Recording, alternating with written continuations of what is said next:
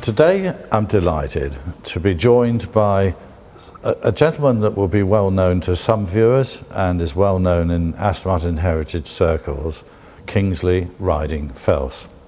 Kingsley, or should I say not ex, but former main board director of Aston Martin and managing director of Aston Martin Works, now retired and has been retired for some 10 or 12 years, has very kindly agreed to join us today to talk about the car that we have here sitting behind us. This car is rather long-windedly called the Aston Martin V8 Vantage Volante, and it is the special edition that was produced in 2000 and has become known as the short chassis.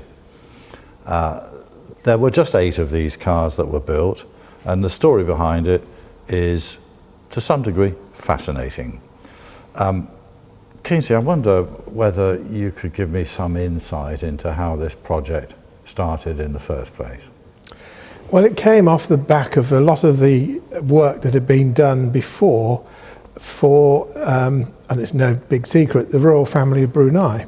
A lot of coach building took place, and we manufactured a lot of very special cars, and as a consequence of that, when that business started to wind down a little, the engineers then went on to do other things and to do special after sales options for people. But there was more than evident that Newport Pagnell was coming to a close at the end of what we call the sort of V8 era, which, if you trace the lineage, goes right back to DB4. Yeah. And the great thing about this car, that this is really at the end. Those 8 cars really could trace their lineage all the way back to DB4. So were they the last cars built then? yes, yeah. So the last of the Newport Pagnell cars, and this is what makes this car very, very special.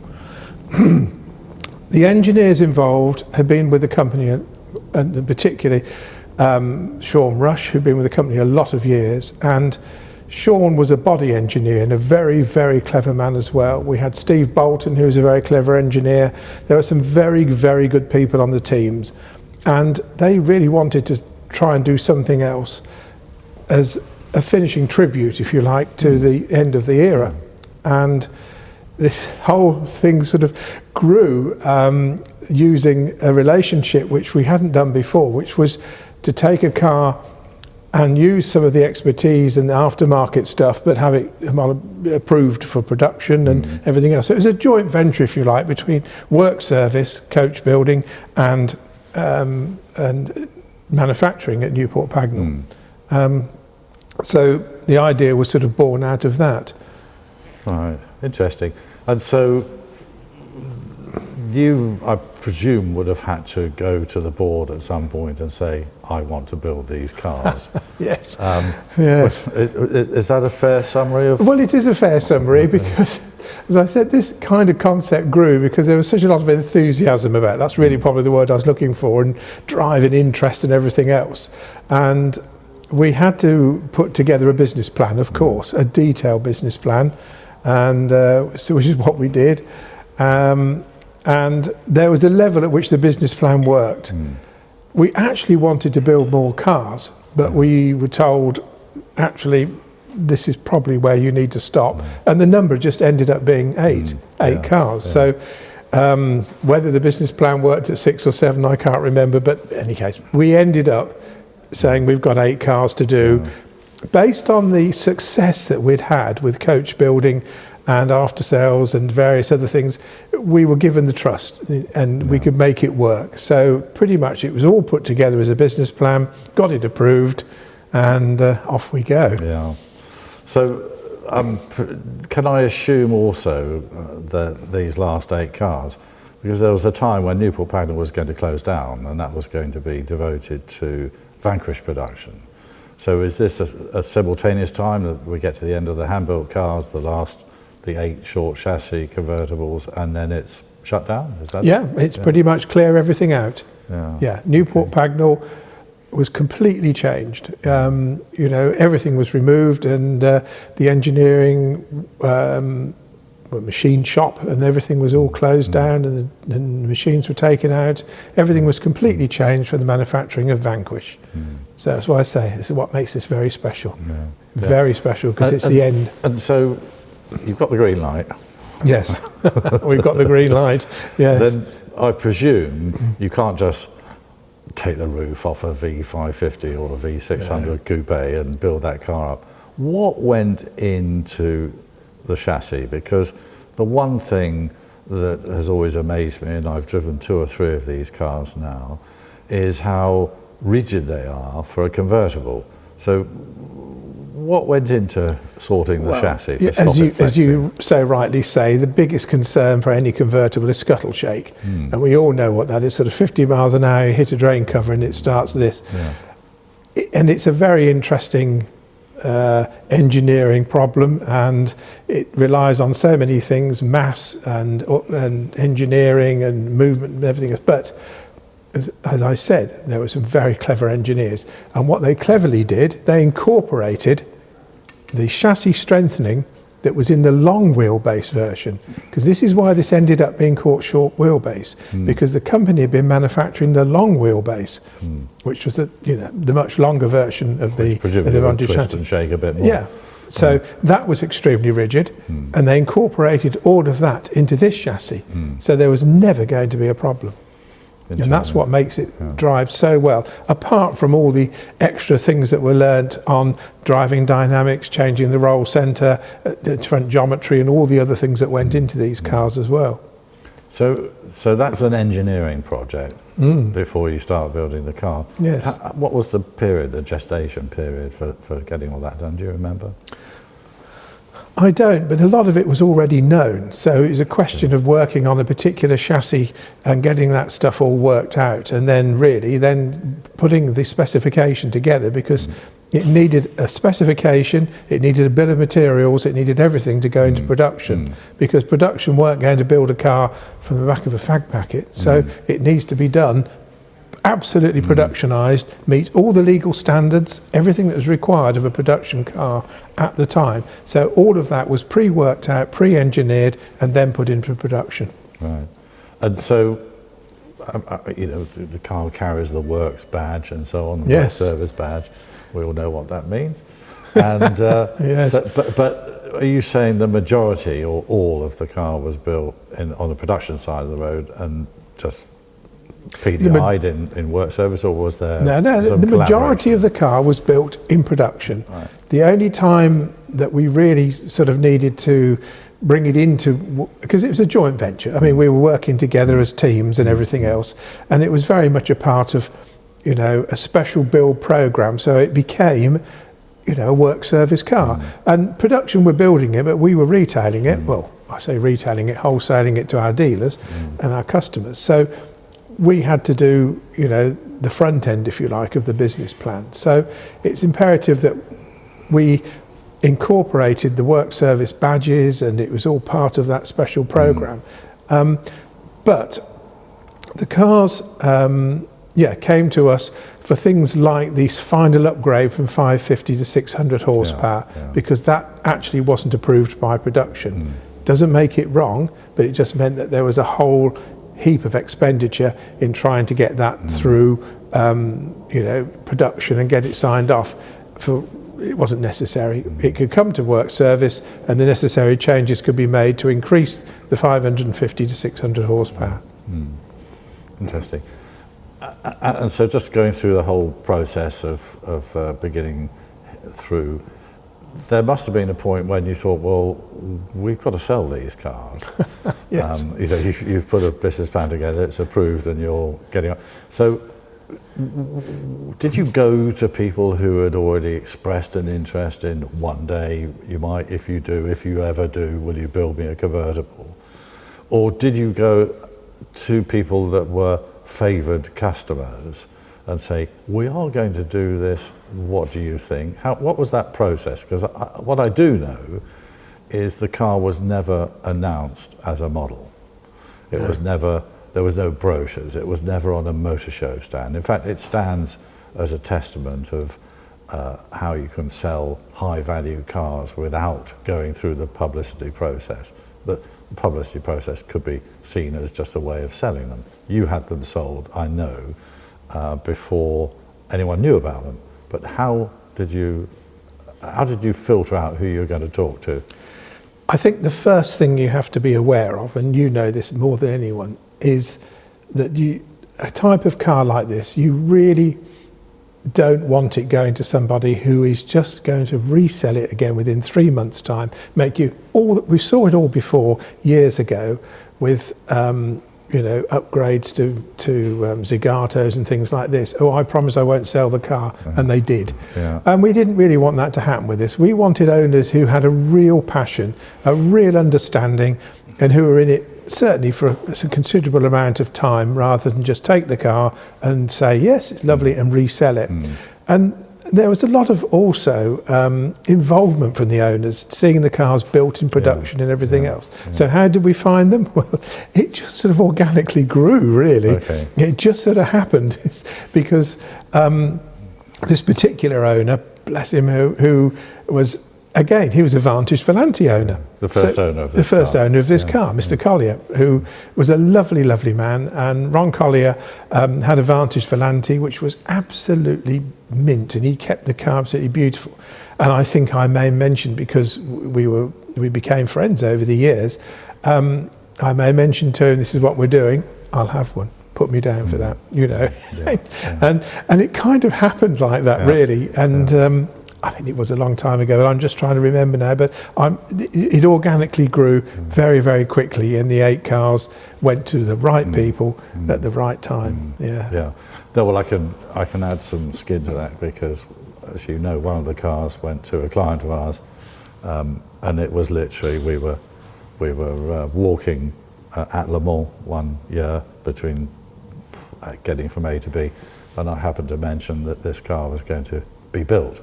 And that was a very similar situation, but literally it was grabbed my shoulder and quick discussion on how much it was going to cost, and then the words were, well, I tell you what, I'll buy it, you specify it, which was a charming and very nice thing to say, and the car got built. So of the 8 people that have been blessed, if you like, with being given the ability to spend what was at the time, I think, about £250,000. It was, something yes, like that, yes, it was. back in 2000. Those people wanted to specify the cars, and I think it's fair to say they were all different. And they all had unique features. Yes, they all had personal characteristics added to them. Was that, okay, Mr. So-and-so, come up to Newport Pagnell and we'll go and walk around and have a chat? Or it was in the limits of production, because, we weren't going to sort of make them too far removed from safety and legislation requirements. So, people had to so a lot of it was cosmetics. But this particular car, which is absolutely lovely, and one thing that's special about this car, it was the first one that was built. Right. And the reason why, because of the work that was being done to the other 7 cars, changed the order in which the cars were built. But because this car was relatively standard all the way through, it was actually the very first one to be built. The only thing that's slightly different from absolute standard is this has head rests in the back, or head cushions. Head cushions. And Mr. Collier, Ron, bless him, said, yes, I want head cushions in the back. So they were engineered and put in in the car. So this ended up being the very first one to come out. Others had different panel shapes and various other bits and pieces done. And then, of course, they had to go over to those that wanted upgrading from 550 to 600, had to go over then to the work service to have the upgrades done. Finally. Which this one had done, albeit at a later date, after Mr. Collier had his fun with it. Yes. That's all very interesting. So they're all different. I think they're all different. Left-hand drive, is it? Yes. 5 right-hand drive. Yeah. Different colours and specs. Did you have a favourite out of any of those? This is going to sound terribly contrived, isn't it? No, but I'll tell you now, that is my favourite. Is it? Yes. Okay. I absolutely adore the specification of this car. I have a classic car of my own, and it's a very, very similar spec. Okay. In fact, midnight blue. Colour-wise, And I absolutely love the colour specification, the spec that he chose and everything else. It is my favourite. There's some beautiful choices. You know, the greens and various other ones that other people had look absolutely lovely. But to be really honest, that is my choice. That is an absolutely beautiful specification of colour and trim, and the car is to the right level of specification as well, with the 550 going up to 600 horsepower. And so, okay, we've got your favourite one here. Okay. Yes. So the whole project was just really interesting because it's right at the end of the whole Newport Pagnell era. There's just the 8 cars. They're all very, very special. But as a car to drive, you know, you have driven every Aston Martin model and derivative in your position at Aston Martin throughout the 1970s and 80s and 90s. How do you rank the supercharged Vantage, and particularly the short chassis convertibles, as a driver's car? I was very lucky because when we did the cars for the Royal Family of Brunei, we had some development mules, and I was involved with some of the testing of those cars at Bruntingthorpe, the high-speed runs and everything else. I also drove the cars a lot out in hot climate in Brunei. So I'd done a lot of driving, a lot of testing, and a lot of high-speed work in these cars. So I know a lot of the variations between the earlier versions and the later ones and everything else. And I think with this particular model range, the stars aligned. You know, all the expertise and knowledge and everything had been learned. We had the really clever engineers, as I say, Sean Rush and Steve Bolton and people like that working on the car as a project. And it just all came together. They drive so well, and they are linear. The performance is, you can drive absolutely normally and enjoy it and everything else, but when you squeeze the throttle, you know, it's that aircraft feeling. You really are going, you know, but it's controllable. It's not like a turbo. That's the great thing about the supercharger. It provides the power, but it doesn't suddenly come in and you think, oh God, here we go. It's not going to be like that. It's just very, very linear. It's there, but the performance is unbelievable. I've been fortunate, as I say, to do some very high speed work. The brakes, fantastic for their time, really, really were. The handling is superb. You know, they did a great job doing the front suspension geometry and everything else. And the whole balance of the car is very, very good. It really is a very special car. The saddest thing about it, we only did 8. Well, and that's the sad thing about it. And when these cars go back into collections and everything else, they're not about. And it just, you know, that was the saddest thing. And I've thought about it a lot this morning, and I thought, it is a shame. We could have done more. We didn't do more, but it does make them very special. Well, I sort of got the impression you couldn't do more because the factory was closing, actually. Well, there was a bit of that behind it as well, I expect. Yes. So, hurry up and get them out, will you? No. So it's fair to say then, you know, I mean, 'cause during your time at Newport, there was, in terms of special things that went on, I know there were various different DB projects, but the 6.3 engine that went in the 80s, V8 was one, the development of that moving forward. And then there was the Virage and the development of the Virage into the 6.3 with the big arches and the different suspension and brakes and so on.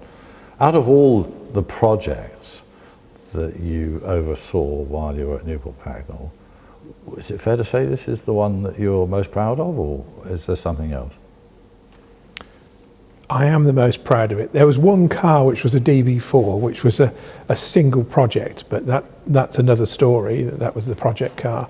But apart from that one car, this is the absolute ultimate. It really is. All that hard work, all that development, all that testing, all that engineering that we did above and beyond the production car to give us a specification to put into these cars, and the special hand-built cars that we did, is something that I feel extremely proud and very lucky to have been a part of, because it was an absolute moment in time that you couldn't reproduce today. And it really it really did all come together. And yeah, it was a lovely, lovely finish and a very fitting end. For someone who spent 38 years at Aston Martin, most of that time at Newport Pagnell, you end up having this real feeling for it all. You know, the people, the place, everything. And the whole lineage that, as I mentioned earlier, that goes back to DB4, and the fact that you can finish that production with such a great specification on the back of what we've done and everything else, it doesn't get better. It's lovely. Yeah, no, I can. So I feel very proud of them. Yeah, good. And the team. So your baby. So just one other thing I was going to mention. We've managed to, I think I've got this correct anyway, to trace all of the 8 cars, and your comments about people not buying them and then turning them over or selling them within a year or two or so on and so forth. Yes. It has at least been borne out by, I know of 3 that are still with the first owners. Oh, how lovely. Which is that's really, for you. it is. And it says a lot about the car, doesn't it? It does, yeah. It says a lot that the owner hasn't become tired of it or doesn't feel he's, bottomed it out or anything of that sort. It says a lot. Yeah, it does. Well, it was, I think, sadly, Mr. Collier had to pass with his car for business reasons, but unfortunately he's no longer with us. But I know he loved this car, absolutely loved it. Yeah, well, it shows. I mean, the car is immaculate. So, yes. That's great. Well, listen, Kingsley, that's really kind of you to sit and give us a little bit of insight. No, not at all. It's a pleasure. Some of the things I sort of knew and some I didn't. If you feel you'd like to, I think in a short while we could go for a drive in the car if you like. That'd be lovely. It really would be lovely. Yeah, yes, okay. yes. All right. Yes. Well, let's just draw this little chat to a close, and we'll be back shortly. Thank you, Nick.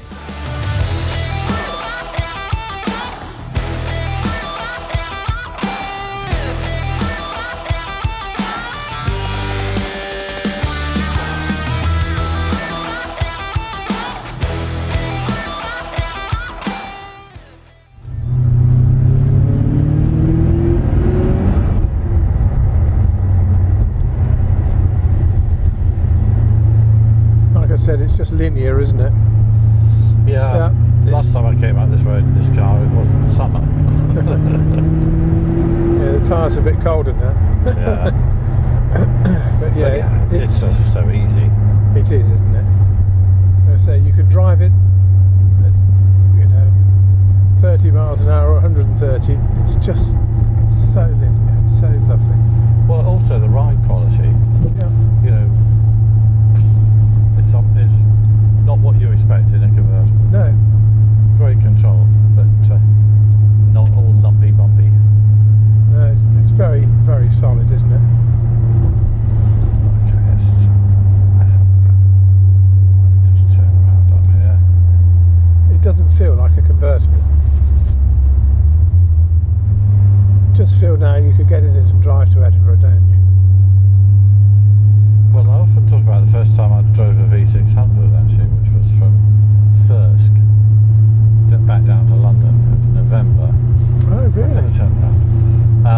It was November, peeing with rain, really horrible, the grey, windy, rainy days, all the way down the motorway. And I remember getting out of that car in London after 4.5 hours or whatever it was, and being amazed that I didn't feel at all knackered.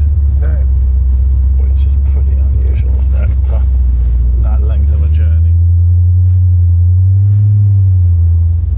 It just seemed they eat up the miles. And then I took another one to Le Mans years ago, back in about 06 or 07, which was quite something as well, because you just don't know the speed you're going. I think that was the first time Neil had driven one as well. He was quite impressed actually. I think it was when we left a péage in the rain, and it was third gear before we had any real traction. Well, this would be the same. I mean, once this... Oh, yeah. Well, that's part of the excitement, isn't it? Yes, it is. That close relationship between, was it fear and excitement?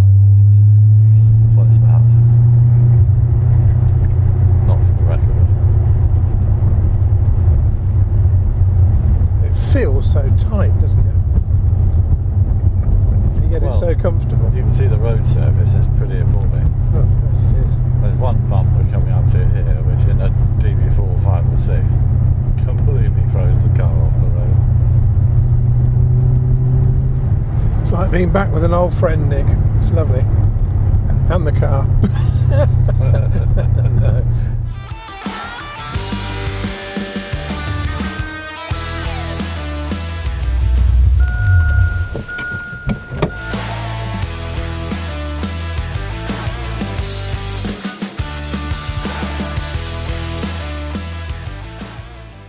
Well, that was interesting. Yes, it was very interesting. Lovely, absolutely lovely. Yeah, nice Thank to you. nice to have been able to go out in the car, even though weather's not so pleasant. So, just going back to model specific now, and going back to the age and the time that they were built. There was the V8 Coupe, there was the supercharged Vantage in a 550 form, and then there was the development with the V600, and then produced was the V600 Le Mans, or the Le Mans was, I don't think it was V600, they're all No, 550, 550. aren't they? Yeah. Okay. And then right at the very end, just these 8 cars, and I say just because we've touched on that earlier, it is just 8. I also know from my experience that there's quite a bit of difference between earlier supercharged Vantage and later ones. I know things evolve in production, but was there a driver behind the upping of quality and the build standards? Yes. There's no question about that. I mean, let's not lose sight, we were owned by Ford Motor Company, and their sign-off expectations in everything from, you know, legislation with safety and then right through to the quality and way that the cars were built. You know, we were owned by Ford, so there's no excuses. We had to get the cars and wanted to get the cars absolutely right. So there was a lot driven into quality of things like rust proofing, the chassis, the way things were built. Lots and lots of stuff was introduced into the company and put into the processes and everything else of building the cars. So the cars just got better and better and better. You know, lots of different things in different ways. I can't think any more specifically, but sign-off levels were much, much higher. And I know rust proofing and e-coating and that sort of thing was a big number. They really concentrated on, which is why these cars were all e-coated. And presumably they all had been road tested sufficiently before. What was 100 miles, 200 miles? Or Oh yeah, I mean they went through. Yeah, well, as you know, the engines were extensively tested before they go into the car, and then you know, the car's put together, and it's put together before the trim goes in, and it's just a basic, and it's gradually built up and up and up and up until it gets to the level where it's eventually signed off, and there is. You know, a strict process and procedure. Your signature or someone else's was that? No, production built the cars. The only time my signature came on it was when they came into work service, and then we upgraded them to things like the 600 horsepower and so on. But yes, then our engineers in there then just finally signed them off. But they were to production standards. And then finally, of course, actually, because we found this one, this is a little package that was put together for these cars, wasn't it? That's right, Has, yes. Funnily enough, Yes. a book in it. That, Yes, I remember that doing I think them. people might have thought of as a brochure and a certificate. You signed those as well? Yes, I did, yes, yeah, I was very proud of it. Yeah. I'm very proud of the whole programme and putting these together as well. This was something very special, you know, because each owner had one of those, and it was part of what we thought we needed as marketing until the cars sold so well. Yes. Well, that's great. Well, look, thank you very much then for agreeing to come and see us. It was absolute pleasure. It's lovely to go back down memory lane and see this stuff again, and to drive the car and to be part of it. And yeah, it's brought back a lot of happy memories and something we can be all proud of, I think. Well, I'm glad we were able to do that for you. Thank you. And I'm glad you enjoyed that experience. Thank you very much again, and thank you for not scaring me while you were driving it. So that's great. Thanks, Thank you, Nick. Thank you.